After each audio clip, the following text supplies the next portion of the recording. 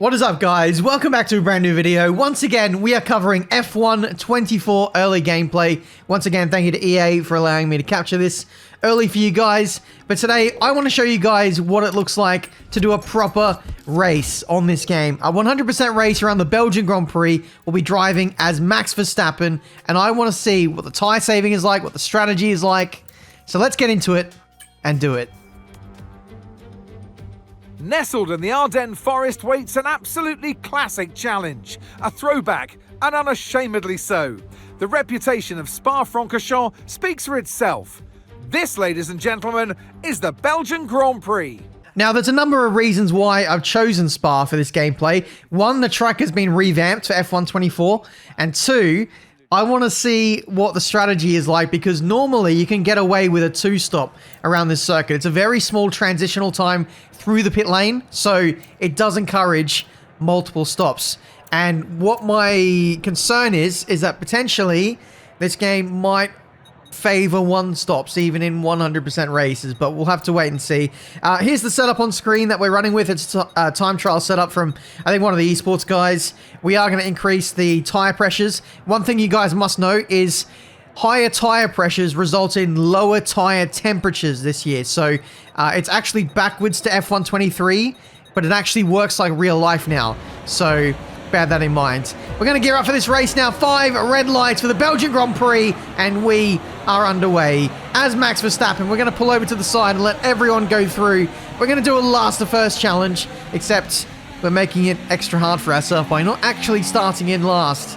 And already, by the time we get to turn 1, the leaders are a long way up the road. So let's see what we can do from this position. We've actually underfueled the car as well, because I want to get a gauge of what fuel saving is like, what fuel burn is like. This is a low wing setup that we're running today.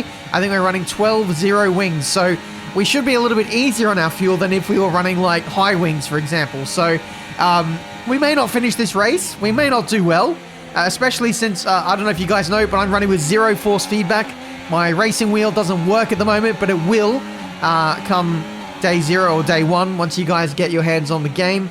And I'm looking forward to feeling what this handling model can do on the limit, because at the moment, I'm driving under the limit to avoid crashing and spinning, because I can't feel what's underneath me. What I can feel, though, is just how sensitive the front end is with the initial turn-in. It's absolutely crazy. So much so that I think it's going to be a little bit difficult, at least at the start of the game, to race really closely with people, race side by side, and that's another reason why we're doing this video. We have to do a lot of racing from the back of the grids, and I just want to see what it's like, really. Through the chicane, this is another tricky part of the track, a tricky area to actually feel how much grip I've got. We're lucky that we have more grip with F1 24. We can plant the throttle a little bit harder, so that's saving me a little bit with my nose force feedback, but still, when there's those quick changes of directions like chicanes, especially at slow speed, then I don't exactly know how much grip I have. But high speed, I'm absolutely fine, and I'm able to fly through those corners. And flying down this straight, we are up into P11. The straight line speed, not only with this Red Bull, but with this setup, is insane. So that's where we're getting basically all of our speed from at this point. We're going to see some crazy moments with the AI once the DRS... Actually, the DRS has been enabled now, because it follows the real-life rules now. DRS gets enabled after 1 lap. So, yeah, not much of a chance to break away, but thankfully I think DRS is a little bit less potent this year. It's more about the ERS modes. So you'll notice I'm running in hot lap, I'm running in overtake a lot, and that is because ERS is a lot more powerful than what it once was. So if you put it up into overtake, you fly past your competitors if they're not in overtake as well. But on the contrary, it does have its drawbacks. If you go up into overtake now, you will literally leak battery. You can run out of battery in like a straight, if the straight is long enough, for example. So yeah, you can basically destroy your battery in half a lap, but you can also recover a lot of your battery in half a lap as well if you turn the ERS deploy to none. And that's another thing as well. You have control over ERS modes again, kind of like F1. Whoa! Overtake on George Russell in turn 1. We lost the back end there. We get a replay from George's POV. Yeah, struggling with the braking there a little bit. lost the back end, and unfortunately went into George, but no harm done. I don't think he's got any damage there, so we will carry on. So yes, you can control your ERS modes. We have a massive moment. What the is this? Yeah, not happy is Max Verstappen. That comes down to the sensitive steering. I tried to like flick outside of Hamilton's line, but the car turned so much that it put me on the grass. So yeah, that was a thing.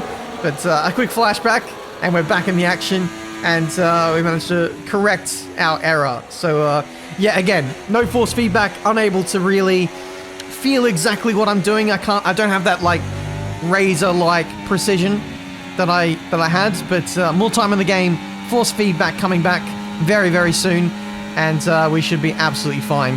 But yes, as I keep trying to say, you have control of ERS modes. So you can choose none, which we're in now, and when you're in none, you lose so much time, but you recover an incredible amount of battery in a short space of time. You have medium, which we normally have in our race modes from F1 23.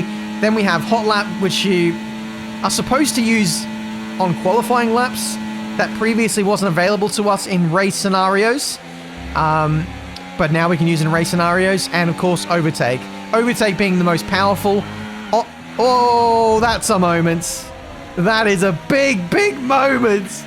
As we go over the curb, here's a replay again of us overtaking into Lecom. We got past two cars there, one of which being our teammate. Running through here, we dipped a wheel or two in the gravel, and then we rotated into the other side of the grass. I tried to save it, but it was far too gone for me to do anything about it, and I was an absolute passenger. Somehow, we've not lost our wing, but what has happened is we have grazed the wall going through, and it doesn't look like it from this POV. But when we look from the Aston Martin, you can actually see we kind of bounce off the wall there. So we have hit the wall, but according to the game, the damage screen, there is no damage. Okay, no need to worry about tyres anymore. This is the final lap. Just bring it home. Let's go. Push, push. That is absolutely insane how we've been able to get away with that. Just checking with the engineer as well, Mark Priestley. He says no damage. He was just talking about tyres. If they talk about tyres or anything else, that usually means you don't have damage. So we have really got away with that one. Rear tyres are overheating now, as maybe we didn't put the tyre pressures quite high enough on the rear. We did go higher on the front pressures as we go side by side up our Rouge with Lance Stroll, and we do manage to get away with that without any catastrophe. Replay again from third person, and I try to give Stroll as much space as possible, maybe too much space, and in the end he kind of backs out of it by the time we get to the top of Radion, and that allows us to sneak on through. So P7 for us now as we get one of the Mercs as well, just recovering our positions now. We did have that spin, remember, just a couple of minutes ago, and yeah, we're just recovering as best we can. We are absolutely flying through the field. Must be said that this isn't the most difficult AI, not even close. I think we're running around 100 AI, and that is because I'm not up to speed with this game for the wheel issues that I mentioned earlier. Side by side with George Russell, and interestingly, we get an illegal overtake there. An illegal overtake. We were heading into the corner, but maybe we gained a lasting advantage by staying off the track. It was very, very nip and tuck as to who was ahead at the moment that I went off track. But I actually like that there was an illegal overtake for that, and we had to give it back. So we gave it back, we got the spot back, and now we're moving forward with Oscar Piastri backing out, heading into Blanchimont. And thankfully he did, otherwise that would have been Nice move. Keep going. quite the nasty crash on lap 10. Now, we're getting towards the end of this first stint here. Anyone on softs will be thinking about a pit stop very soon. With all this, well, without adventures so far in this stint, you would think our tyre wear would be crazy. But it's actually been not too bad. In the early laps, I did show a clip where my tyre wear was at, I think, maybe after lap 5. All 4 tyres were balanced. They were on like 5% or something like that. Which is really, it's going to be really rare to have balanced tyre wear on F1 24 as we get squeezed off the circuit by Fernando Alonso onto the grass, not for the first time in this race. Now this, I thought, was crazy from Alonso at first, because we've never seen the AI do something like that before, but looking at it again in various replays, Alonso edges over very slowly, which I think is fine. And I really like that as well, because the AI is sticking up for themselves. They're actually defending their positions and making us, as the player, work for our overtakes. That I really like. Now look at this. We get our revenge by soaring past those two like an absolute rocket in a straight line. We're able to get quite the slingshot from pretty far back. We were at least half a second back from the top of Radion, so it gave us the perfect slingshot with overtake, with our greatest straight line speeds. And Alonso pulled to the inside. Sergio Perez had no DRS, and he was trapped in the middle and gave me the double slipstream to just fly past both of them. Couldn't have been more perfectly orchestrated if we tried. So yeah, I hope that really illustrates the power of overtake. When you have ERS modes on your side, it is absolutely incredible. When you have to save battery and put it into none, it is pain. It is pain. But that's the strategy. That's the way the battery works on this year's game. I have no idea what the meta is just yet. Whether you want to avoid none at all costs, maybe. I think medium is probably still a good way to save battery if you want. But yeah, it's going to take longer to charge it up. Anyway, in that DRS train, our rival Carlos Sainz was in that train. He was about 2 cars back from that RB car, and is getting held up a lot in that DRS train as we have a retirement back there. That is Pierre Gasly in the Alpine, retiring with what I think is an engine issue. And there it goes. So we haven't stopped yet. If a safety car comes out now, that is absolutely perfect timing for us. But unfortunately, there was no safety car to intervene to save us in this race. Charles Leclerc makes pit stop, goes from soft to medium, and we're going to respond on the very next lap. Carlos Sainz, who did undercut us by a few laps, is on the soft, so he's doing a 2-stop in this race, and that'll be really interesting to see if the 2-stop works. I'm kind of low-key hoping that it does work for strategy's sake. But front wing's being changed. It turns out we did have damage after that escapade with the wall. So we put the front wing change on yes, just in case there was damage, because I didn't quite trust the game. And turns out we did have damage. So we rejoin on the circuit now. We lost about 5 seconds with that pit stop. If not for that wing change, we actually would have overcut Carlos Sainz in all that, but not Charles Leclerc. Carlos Sainz got held up in the traffic quite a lot in his early pit stop, so much so that it's actually hurt his race, and maybe the 1-stop is probably going to be the better way to go at this stage. So catching up to Sainz, he's got older soft compound tyres now, and yeah, there's not much he can do against us on our fresh mediums. We're going to go around the outside into the bus stop chicane. I really love the changes to Spa this year, and I'm sure you guys will appreciate how different it is when you guys drive it for yourself. What I really like is how narrow the curbs are through this middle sector, how unforgiving it is. You have to be laser accurate to get through there. And if you run, just a little bit wide, you get absolutely punished for it. So, yeah, it's a proper old school style circuit again, and I really appreciate that. But we're getting towards the midway point of this race, or past midway point. We're getting towards the end game, really. And I need to start thinking about how we're going to tackle the end of this race. We are still 0.7, 0.8 down on fuel, and we need to do a lot of lift and coasting. So that's what we're doing now in the slipstream and DRS of Charles Leclerc. We're going to use our battery when our battery's charged up. We take the lead again, but the priority here now is to save fuel at all costs. We need to do a lot of lifting and coasting, and the best way to save fuel is to just lift off early in heavy braking zones. You lose the least amount of time by doing that, but also staying in DRS. If you're in the DRS of someone ahead, we're going to back out of that, because that I don't fancy having an aeroplane crash through there. If you have DRS and slipstream on the car ahead, your engine is doing less work, so you end up saving more fuel by having someone else punch the hole in the air for you in front. So we'll spend as much time as we can with Leclerc in his slipstream and DRS, but I don't want to exclusively just stay behind him. I think we can work together with him, and we can pull away from the cars behind and just work together. So it'll be a bit of teamwork here, to pull away from the rest. But above all else, I think we can pull away and save fuel at the same time. Because remember, Carlos Sainz is going to stop again, and he's going to be absolutely charging towards us as we make a mistake on the exit of the Les Combes chicane. Thankfully, no trip through the grass or the barrier this time. Bit of none on the deploy for battery. And yeah, you can see the difference in straight line speed. When we're not using our battery, we are basically a sitting duck. A lot more lifting and coasting heading into the Les Combes chicane. There's yeah, a big importance to make sure that we get this done early so that we can actually push towards the end of the race. All this lifting and coasting is also saving our tires, which is very good. Takes a bit of that thermal degradation away from having to be on the brakes so much at the end of straights. One thing I have noticed on the braking is I feel like you don't have to brake as hard or as long as you previously did. Again, that's me turning in too early.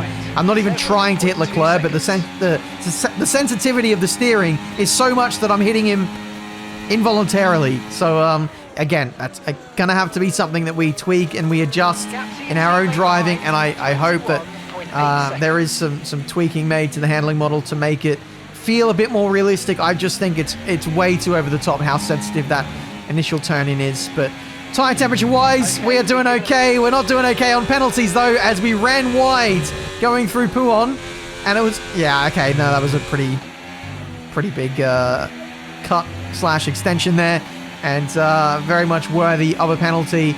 We have one of the kick sours retiring. By the way, Carlos Sainz has made his second stop and is charging towards us, but it's hard to know by how much. We're up into overtake now, flying past Leclerc. We're getting very close now to being level on our predicted fuel by the end of the race. Tyre wear 20%.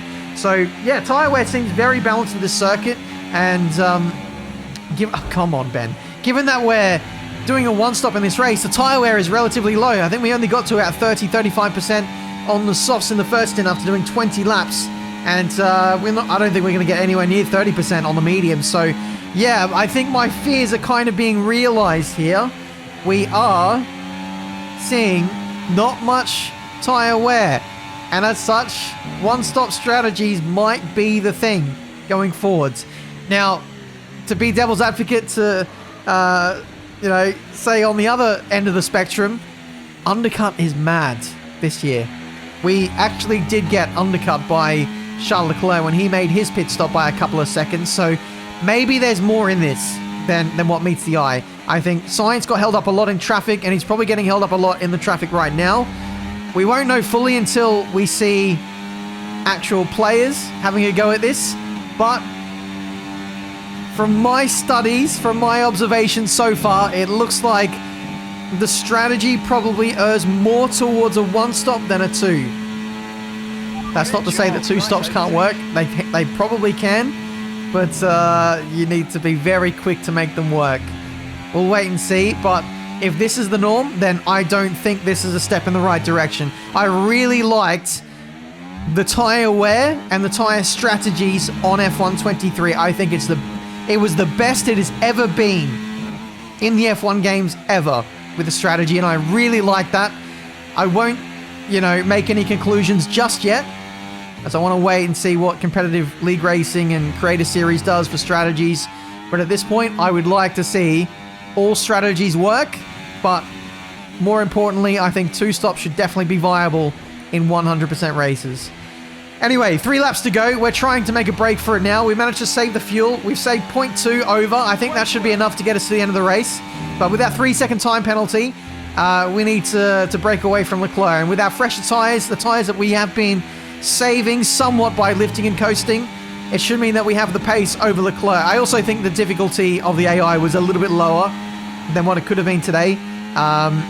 Again, that was a complete guesstimation by me, but on balance, they were pretty close to my pace. But now that we're pushing, you can see the difference in pace coming through now as we head on to the last lap of the Grand Prix. We've got the gap. It's 3.1 seconds, but a mistake coming out of the last corner on the penultimate lap. That brings Leclerc back into winning range. It's 2.7 seconds, the gap. I need to absolutely push the battery on this last lap. Give the tyres everything they've got now. We're not going to run out of fuel It's now a case of can we beat Leclerc on raw pace? And it looks like so far through the middle sector, yes we can. But the AI are quicker than me through the middle sector, or at least they should be. They have more downforce than I do. We've got more straight line speeds, and we have had the straight line speed all race. Gap is now 3.5 seconds as we head out of Sector 2. So we've actually managed to gain in the sector where the AI have been stronger. But with a bit of battery, a bit of hot lap and overtake, the gap absolutely flies up to 4.5 seconds. Absolutely insane. Last to first as Max Verstappen. GG.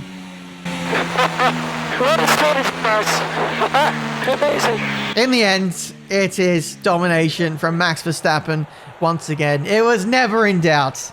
Never in doubt, chat. The one stop works. Verstappen wins again. And Red Bull wins again. Things we're so used to seeing. Thank you guys so much for watching. Leave a like if you enjoyed. Subscribe to the channel if you're new. I will have many more F1 24 gameplay videos coming very soon. So make sure you subscribe.